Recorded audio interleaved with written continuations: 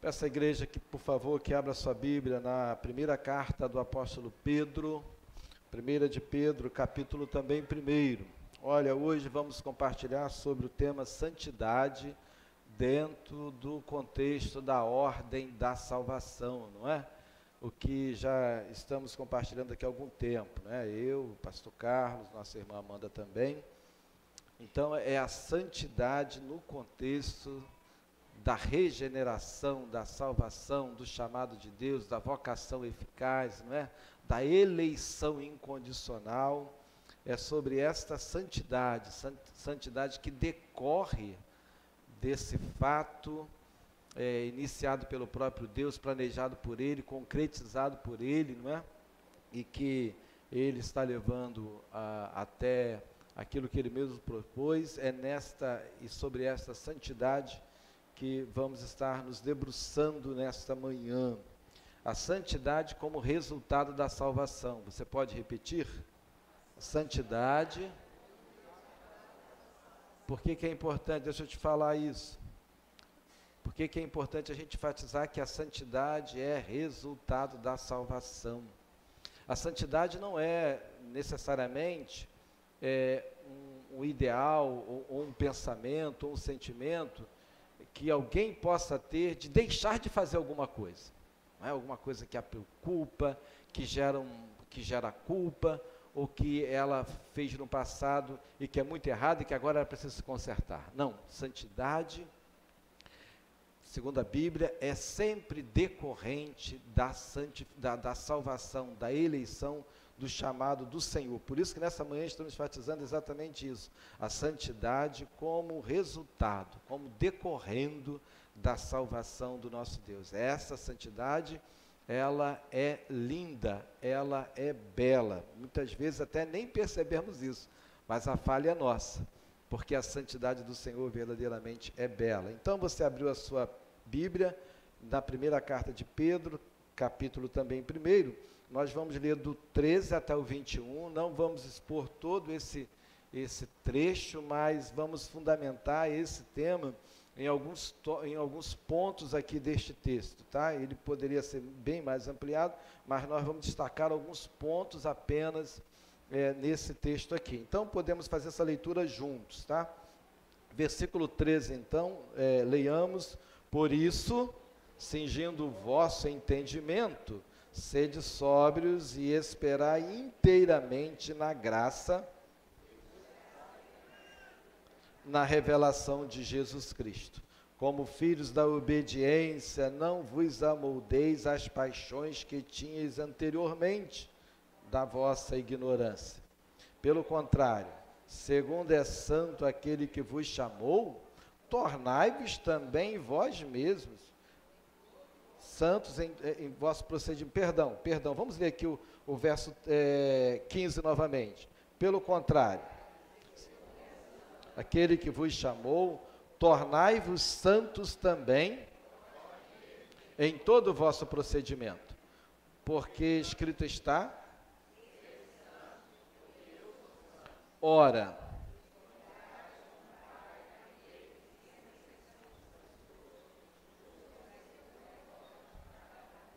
portai-vos com temor durante o tempo da vossa peregrinação, sabendo que não foi mediante coisas corruptíveis, como prata ou ouro, que fostes resgatados do vosso fútil procedimento que vossos pais vos legaram, mas como de cordeiro sem defeito,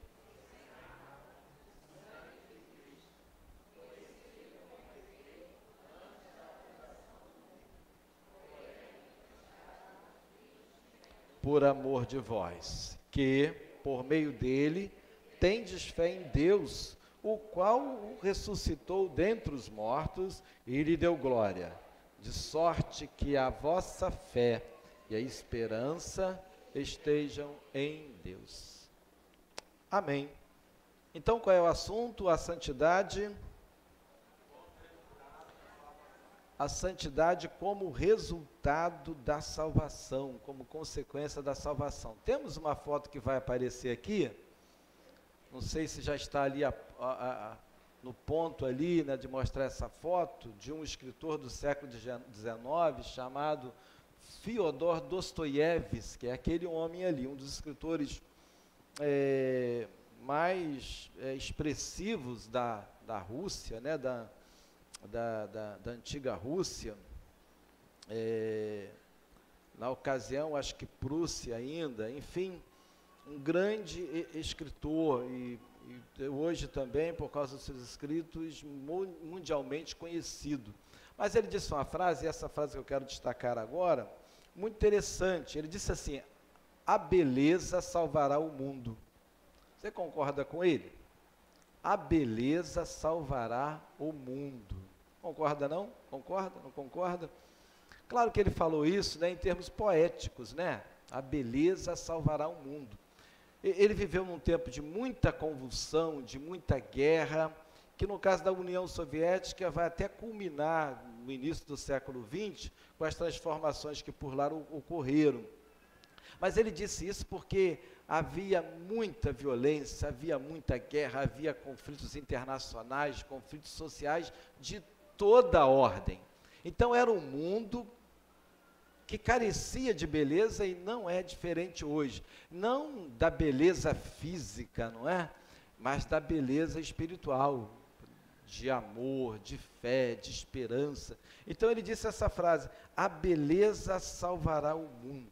Nós podemos afirmar hoje, de acordo com as Escrituras, que a santidade salvará o mundo. A santidade bela, a beleza da santidade, essa sim salvará o mundo. Se nós pensarmos que a santidade de Deus se revela de uma maneira completa, cabal, na pessoa de Jesus Cristo, e Jesus Cristo vivenciava, humanamente falando, enquanto ser humano também, uma beleza extraordinária, atraente, que era santa. A santidade de Jesus era bela. Com a santidade dele, ele atraía os pecadores. Com a santidade dele, ele atraía aqueles que estavam buscando sabedoria, aqueles que estavam buscando melhores relacionamentos. Ele atraía as pessoas de tal forma que, por meio da sua santidade, as transformava. Então a gente pode afirmar nesta manhã com toda a convicção que a beleza da santidade, esta verdadeiramente transformará o mundo. Você imagina, por exemplo, se um casal vive num conflito, numa tensão, e muitas vezes o lar é uma arena de guerra, mas ele é santo, ela é santa, e eles vivem essa santidade realmente bela. É a santidade de Deus que se revela no comportamento, na atitude e na relação dos dois.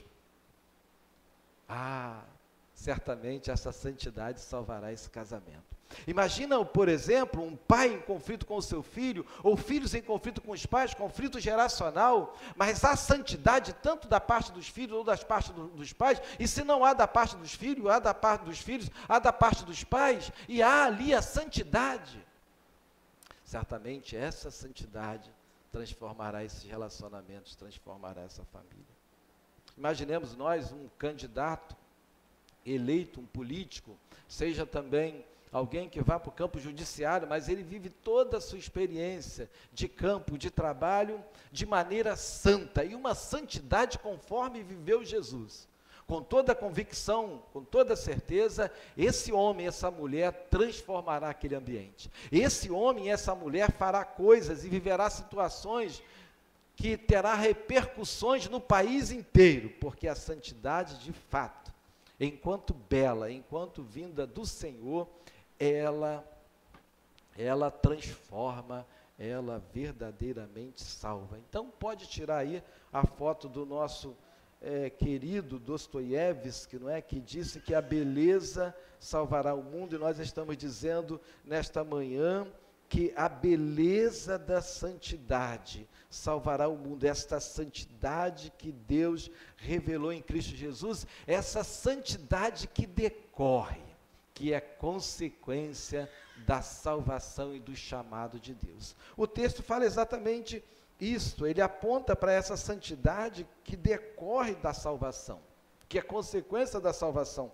Pedro diz assim: por isso, Então, o que ele está falando, o que ele vai falar a partir daí, ele começa então cingindo o vosso entendimento. Você está com a sua Bíblia aberta, mantenha aberta. Eu estou aqui mirando o verso de número 13. Então, quando Pedro diz por isso, ele está fazendo, na verdade, uma ponte, um link com aquilo que ele disse antes. E antes, Pedro falou da salvação. Por exemplo, já no versículo 13, ele diz que nós fomos regenerados, olha só, para uma viva esperança. Bendito Deus e Pai de nosso Senhor Jesus Cristo, que, segundo a sua muita misericórdia, nos regenerou para uma viva esperança. Aí ele vai dizer mais à frente, por isso, né? Por causa dessa regeneração, por causa dessa salvação, por causa desse chamado, aí ele vai falar então da santidade no dia a dia, na nossa vida. Então essa santidade, a santidade da palavra de Deus, que a palavra de Deus ensina, de fato decorre da salvação, do chamado do Senhor. E ao longo desse texto também ele vai falar a mesma coisa, por exemplo no verso 15, não é? Pelo contrário, segundo é santo aquele que vos chamou. Então, porque aquele que nos chamou é santo, nós também devemos e temos que ser santos. Talvez eu poderia perguntar aqui, ou pedir que os santos aqui presentes levantassem as mãos. Você levantaria a sua mão? Levantaria ou não levantaria? Talvez você levantasse as mãos se eu pedisse para o membro da igreja levantar as mãos. Aí você levantaria as suas mãos. Mas ao pedir que os santos levantassem a mão, opa, não, santo é o São Jorge, que hoje, por acaso, é até dia dele, né? Esse negócio de santo é da Igreja Católica, quem foi canonizado. Não, não é assim, biblicamente não é assim. Porque a santidade decorre da salvação. O Deus que nos salvou é santo, portanto, os seus filhos, aqueles que foram regenerados, também são santos. Se alguém até afirma ser santo, na verdade, querendo ser melhor do que os outros, isso não é santidade, não é? Se alguém afirma, por exemplo, ser santo, tentando trazer a sua justiça, a sua bondade, com certeza, isso também não é santidade. Então, ao longo desse texto, Pedro vai afirmar e vai colocar que a santidade decorre da salvação, e não há como aquele que foi salvo e aquela que foi salva fugir da vida de santidade. Não há como fugir da santidade. Ainda no versículo 18, ele diz assim, você está com a sua Bíblia aberta? Ele diz assim, especialmente no 19, no 18 começa assim, sabendo que não foi mediante coisas corruptíveis, como prata ou ouro, que vocês foram resgatados, mas pelo precioso, verso 19, pelo precioso sangue. Olha, Pedro falando de santidade no contexto do chamado, no contexto da redenção, no contexto da salvação, no contexto da regeneração.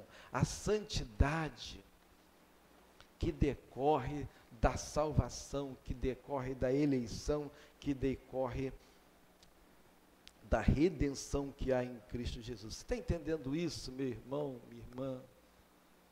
Que a santidade que a gente vive não é um mero sentimento de melhorar de vida, de mudar de comportamento, um comportamento aqui, outro ali, de deixar de fazer isso, de deixar de fazer aquilo, não, faz parte da nossa natureza.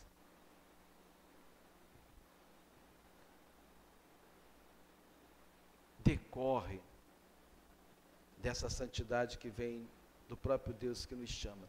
Então essa santidade, olha só, essa santidade que aqui estamos ministrando nessa manhã, que decorre da salvação, ela é em primeiro lugar, engajada.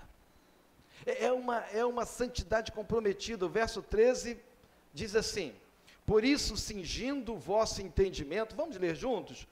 Por isso cingindo o vosso entendimento, sede sóbrios e esperai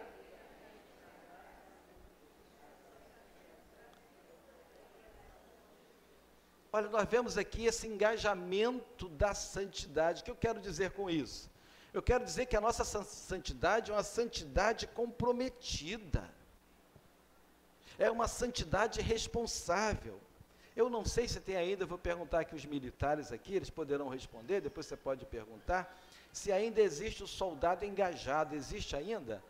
Existe no quartel ainda? A pessoa vai e serve, depois tem a possibilidade de engajar-se, não é isso? Então ela vai continuar ali, não é?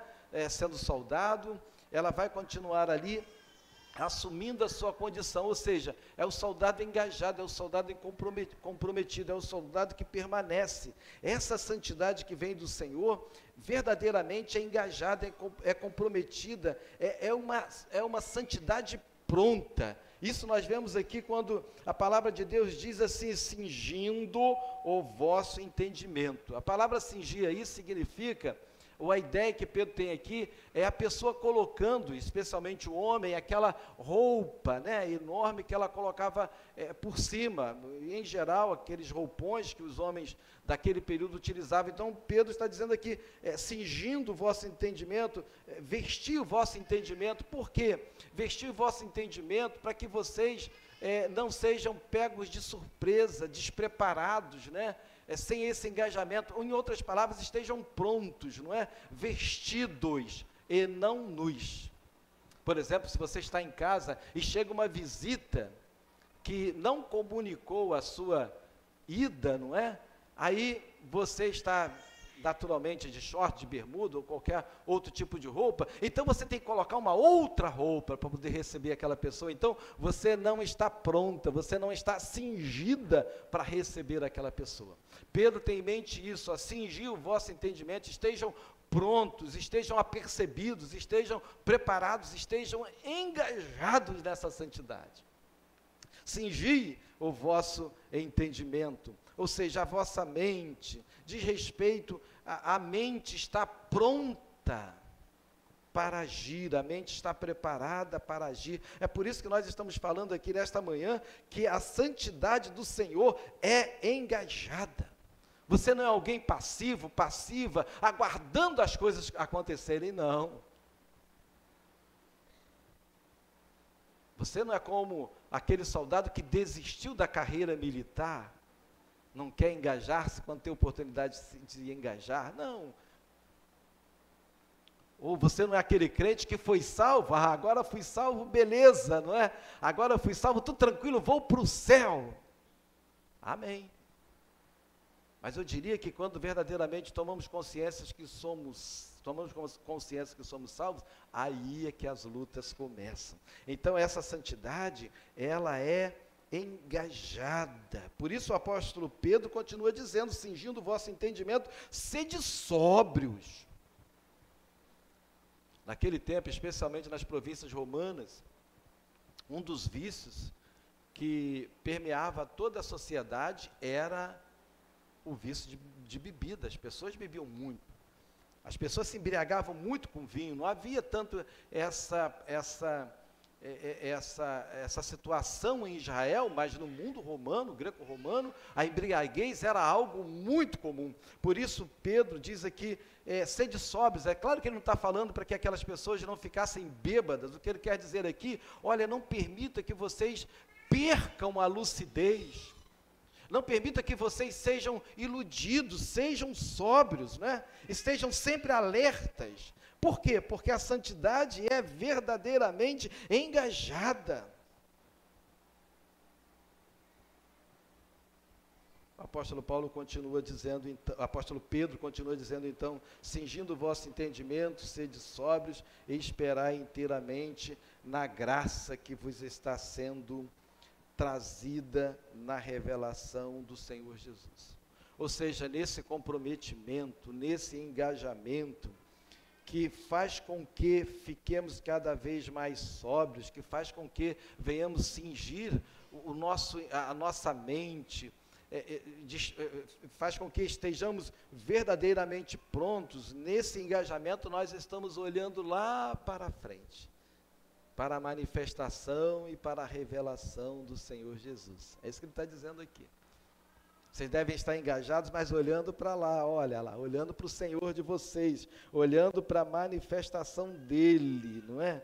Mas é muito interessante que essa palavra que ele utiliza aqui, inteiramente, e esperar inteiramente, traz exatamente essa noção de esperança, não é? De prática, de ação, e inteiramente significa de maneira perfeita, de maneira completa, de maneira cabal, não é? Vão amadurecendo nesse processo. Essa palavra aqui também serve para esse termo aqui, amadurecer, chegar ao fim proposto, né?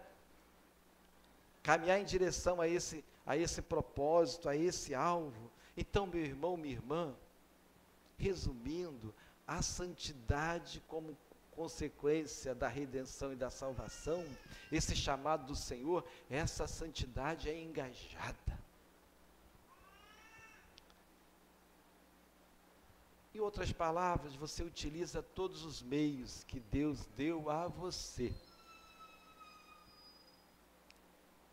para que você amadureça, para que você se aperfeiçoe, para que você se santifique. Aí você tem, né, como meio de graça, você tem as escrituras, você tem a oração, você tem literatura abundante, literatura muito boa que ajuda você no crescer. Bem, fica para um outro momento falarmos dessas práticas, não é?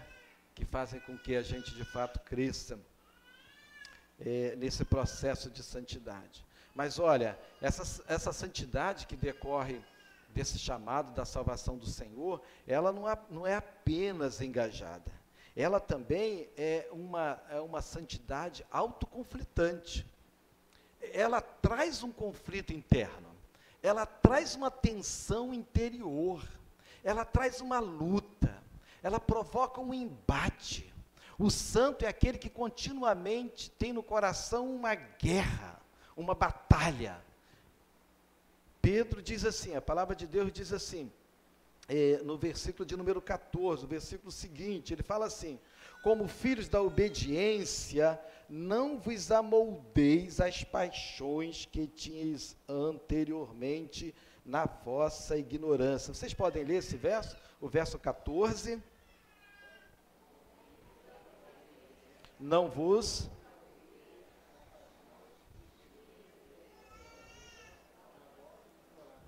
Olha, estamos falando aqui que essa santidade que decorre do chamado do Senhor, da salvação do Senhor, é autoconflitante, ela gera uma tensão no coração, ela gera uma luta dentro de nós. Então, a pessoa muitas vezes vem para a igreja, ou se converte, ou permanece para a igreja, porque foge das lutas. Não, aqui ela vai ter muitas vezes essas lutas, né? Outras, e ainda essa tensão no coração, essa tensão na alma, não é? Porque a santidade que vem do Senhor é autoconflitante, é um conflito interno. A palavra de Deus diz assim: como filhos da obediência não vos amoldeis. Olha só, a palavra amoldar aí é a mesma que o apóstolo Paulo utiliza lá em Romanos capítulo 12, verso 2. E a palavra que está lá no original é esquema. Esquema, até a palavra que a gente já, muito comum no português, né? Um esquema, uma figura, não é? Uma forma. O que o apóstolo Pedro está falando é exatamente isso. Olha, vocês não podem se amoldar, se deixarem se esquematizar, não é? Entrar dentro desse molde, entrar dentro dessa forma. Pelo contrário, vocês têm que lutar constantemente nos seus corações. E contra o quê? Contra as paixões. Não vos amoldeis às paixões que tinhas anteriormente na vossa ignorância. Paixão sempre é algo assim, quase irresistível. Os filósofos antigos diziam que pela razão poderia sobrepujar as paixões, não é? O que muitas vezes era difícil, extremamente difícil. Nós cremos que somente pela graça nós realmente vencemos as paixões, mas paixão é aquela compulsão, é aquela impulsão, tanto é que a palavra paixão pode ser traduzida por desejo, por cobiça, pode ser traduzida por avidez, enfim, essas palavras sempre trazem a ideia de algo muito forte, que opera e quase impera dentro de nós. E Pedro aqui, a palavra de Deus está dizendo para nós não nos amoldarmos, ou seja, para nós não nos esquematizarmos a essas paixões que são fruto da ignorância. O que ele está dizendo aqui. As paixões que tinhas antes na vossa ignorância. Às vezes, quando nós falamos de paixões, nós pensamos na área da sexualidade, é verdade, verdadeiramente existe. Mas se nós entendermos que paixão é um desejo compulsivo, é algo com o qual nós muitas vezes não conseguimos lutar, e quando lutamos nós somos vencidos, a gente pode pensar na paixão em diversas áreas da nossa vida. É algo muito forte, como já dito, quase incontrolável.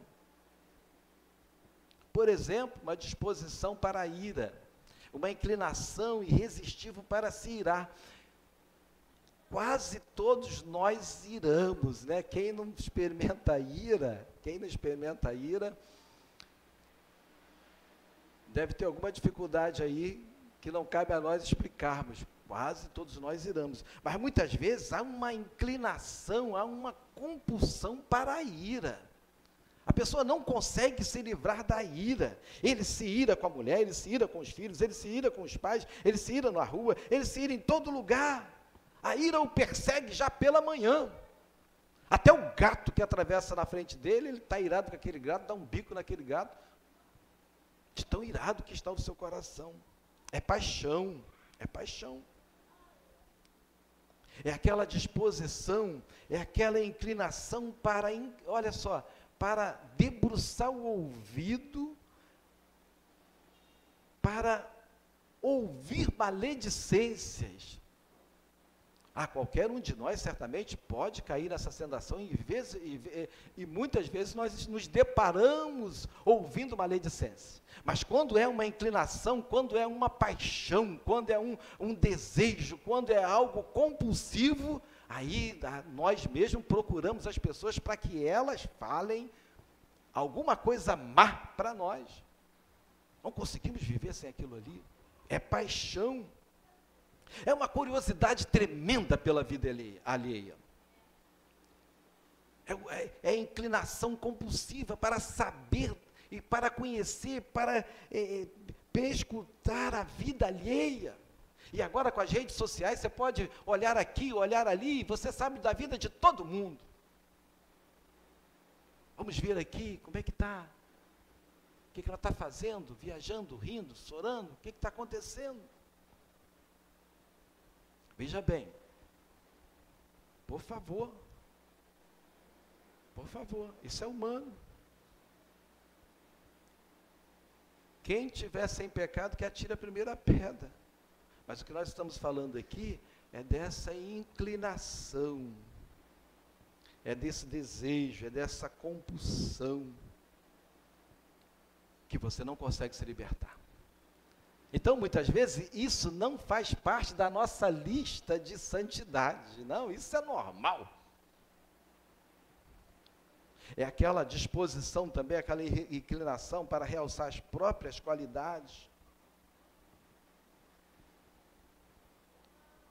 É a disposição também, olha só, a inclinação e a paixão, até para a lamentação.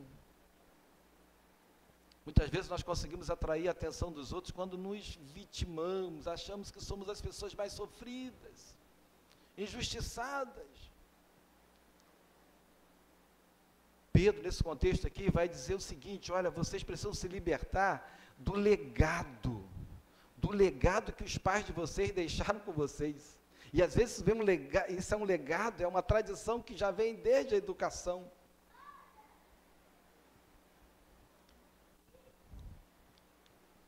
Nesse contexto mesmo, Pedro fala sobre isso. Como filhos da obediência, né, não vos moldeis, né, não vos amoldeis as paixões. Pedro não é pessimista. Ele acredita que pela obediência à verdade, não é? Pela obediência à verdade, nós vencemos essas paixões. Ah, se Jesus diz isso, então eu vou fazer isso, né? Se Jesus diz para eu sempre buscar ver muito mais os meus erros do que os dos outros, a gente vai crescer e a gente então vai vencer todas essas inclinações. Essa santidade também é intramundana.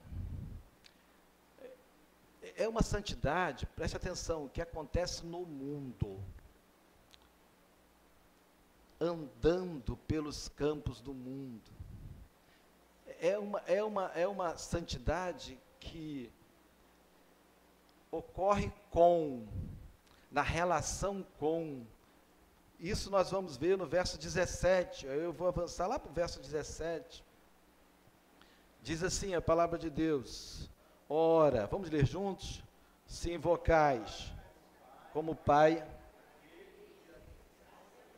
julga, aí portai-vos.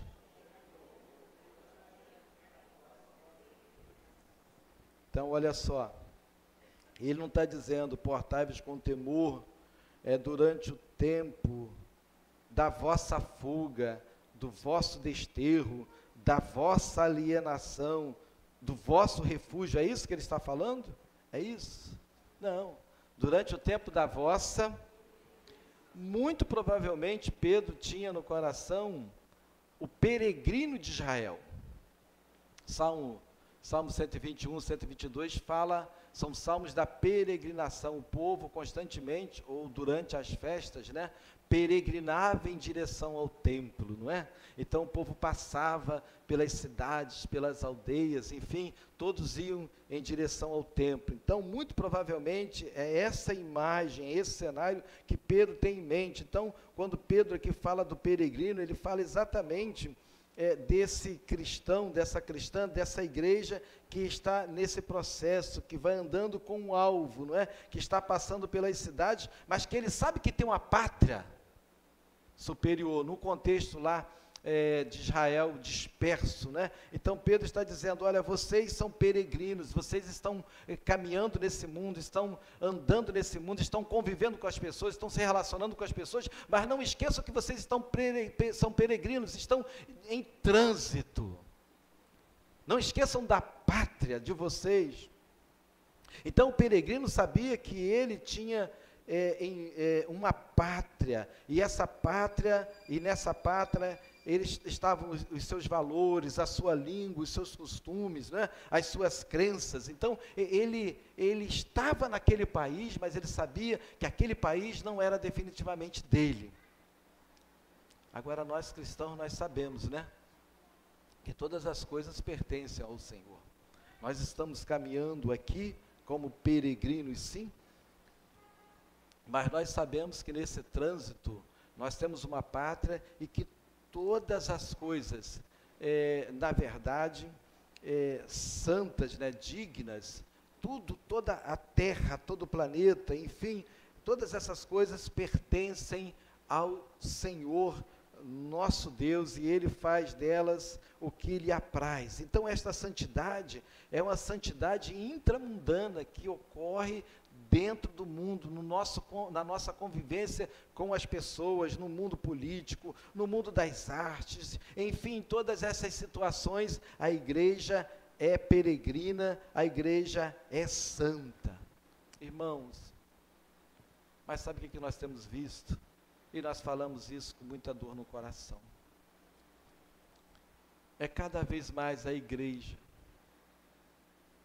se encaramujando, a igreja se escondendo, as famílias não tendo contato com as pessoas. É bem verdade que há igrejas que há irmãos e que há cristãos que, ao invés de se posicionarem como santos no mundo, eles acabam assimilando o mundo. Então a convivência é tão grande que você não faz distinção entre o santo e o não santo. A convivência, a assimilação é total. Isso tem que ser denunciado. Mas, infelizmente, também há muitos que se refugiam completamente. Nem com o vizinho ele fala, porque os seus vizinhos são de outra religião, os seus vizinhos são terríveis, os seus vizinhos são grandes pecadores, ele não dá nem bom dia nem boa tarde. Ou ela não dá nem bom dia nem boa tarde. Foge de toda relação, foge de toda convivência, perderam esse aspecto da santidade que exige que nós convivemos no mundo como peregrinos, sem assimilarmos o mundo, mas vivendo nesse mundo.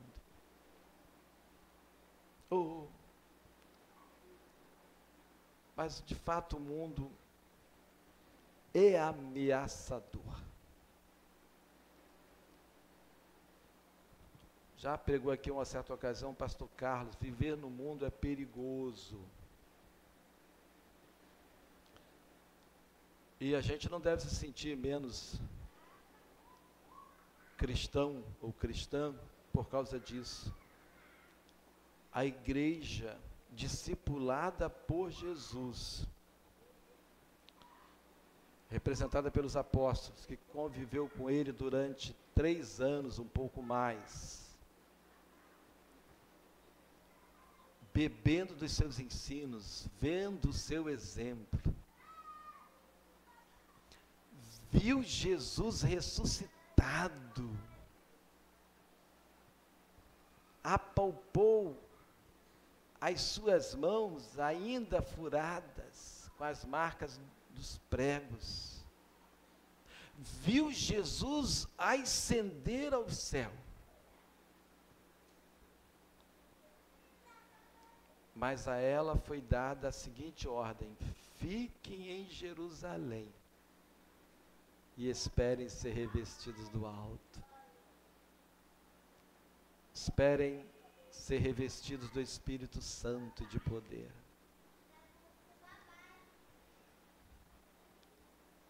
Em outras palavras, para que vocês realmente possam ser testemunhas, minhas testemunhas, agir nesse mundo, viver essa santidade no mundo.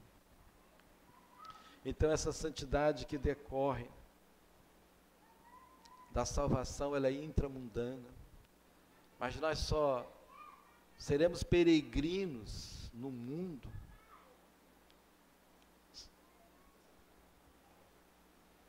quando formos cheios desse Espírito Santo, dessa graça especial, desse Consolador, desse Paráclito. Aí sim nós confiamos no Senhor.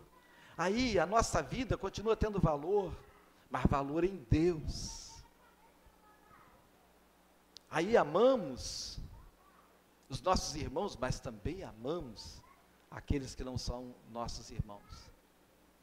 E não tememos tanto o que possa nos acontecer, mas sobretudo aquele que pode fazer com que verdadeiramente pereçamos definitivamente. Então esse temor se dirige a Ele.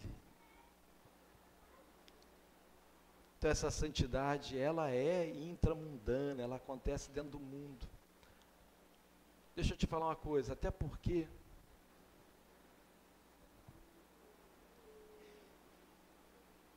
se fugirmos para um lugar muito distante, para uma montanha, um lugar onde não tem a internet, onde a civilização ainda não tenha chegado. Quando lá chegarmos, encontraremos o mundo. Ou melhor, para lá levaremos o mundo. Porque, num certo sentido, o mundo está dentro de nós. Num certo sentido, os valores, crenças, ideias, de alguma forma, isso está dentro de nós. E é exatamente essa santidade que vai fazer com que isso que está dentro de nós, que não pertence ao Senhor, mais e mais vá sendo expelido, mortificado. Então a igreja santa, a igreja que vive essa santidade, ela tem isso em mente, que a santidade que ela experimenta é uma santidade que acontece no mundo também.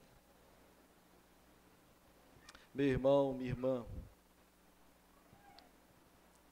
eu quero concluir essa palavra com o último verso de Pedro nesse contexto, que diz assim, ele está falando de Jesus, né, daquilo que Jesus operou, e ele diz assim, que por meio dele tendes fé em Deus. Ele vai falar de duas coisas aqui, nesse contexto da santificação, da fé e da esperança, que por meio dele tendes fé em Deus, o qual ressuscitou dentre os mortos, ele deu glória, de sorte que a vossa fé e esperança estejam em Deus.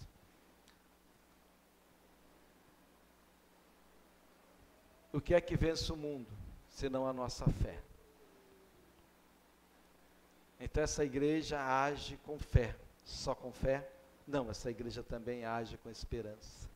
É uma igreja que vive a sua santidade a partir da fé em Cristo Jesus, que lhe dá todas as condições de se fortalecer, de amadurecer, de crescer em santidade.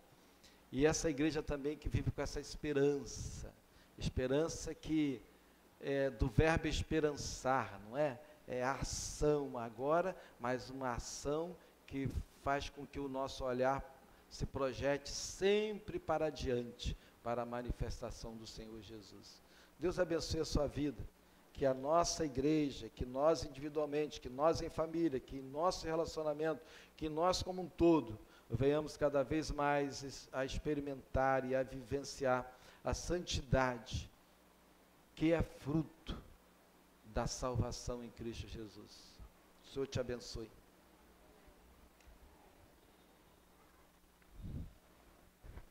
Recebamos a bênção, que a graça do nosso Senhor Jesus Cristo, o amor de Deus, o nosso Pai, as consolações e as virtudes do Espírito Santo estejam, irmãos, sobre nós e sobre o povo de Deus enviado sobre a face da terra, hoje e eternamente.